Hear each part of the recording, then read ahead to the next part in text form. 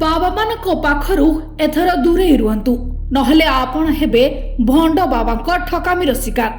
बंधा हेले भंड बाबा गेरुआ वस्त्र पिंधि लोकंकु चून मारिबा बाबांकु पड़िला महंगा। टंका नहीं छुआ कराई देबे बोली कहउथला भंड बाबा हेले एबे सांघातिक नाम नहीं गला। निसंतान दंपति को संतान कराई देबा कही लक्ष लक्ष टंका लुटी चलिथिला भंड बाबा। दंपतिकर दुर्बलतार सुजोग देई लुटुथिला भंड। एही भंड बाबांक टार्गेट रे रहुथिले संतान नथिबा दंपति माने। भंड बाबा सेमानकु टार्गेट करी प्रथमे तांको सरलतार सुजोग नेथिला आउ एहा परे भंड बाबा निजकु जणे बड़ बाबा कही भगवान को प्रवचन देई दंपति मानक विश्वास जितुथिला। तापरे दंपति को लुटी लुटी शेषरे करुथुला तळी तळांत। हाँ दर्शक बंधु, ट्विन सिटी रे निजर काय विस्तार करथिबा भंड बाबा को मुखा खोलिछि बादामबाड़ी पुलिस।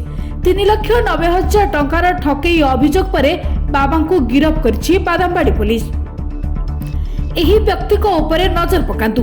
निजकु निजे बाबा कहउतबा भंड बाबा को नाम हेउछि सिद्धेश्वर सामंतराय। जाजपुर जिला धर्मशाला अंतर्गत केत्रपाल गाँव सिद्धेश्वर विभिन्न सहर मानकरे बुली अंधविश्वास भरोसा देई लुटुथिला लक्ष लक्ष टंका। सारथी परे निजकु सिद्धेश्वर आत्मा घोषित बाबा बनैथिला। सारथी परे निजकु सिद्धेश्वर आत्म घोषित बाबा बनैथिला। असाध्य रोग तथा कर्कट और किडनी भली रोग को झड़ाफुंका तथा तंत्र मंत्र द्वारा भल करी दबार प्रलोभन देखाई लुटी चलिथिला लक्षाधिक टंका। हेले सबुदिन चोरखर अंधार न रहिबा भली कटक झांझीर मंगला अंचलर संग्राम दास को भंड बाबा नाम अभियोग करबा परे एबे बाबा को गिरफ करा जाई अधिक तदंत बादामबाड़ी पुलिस जारी रखिछि।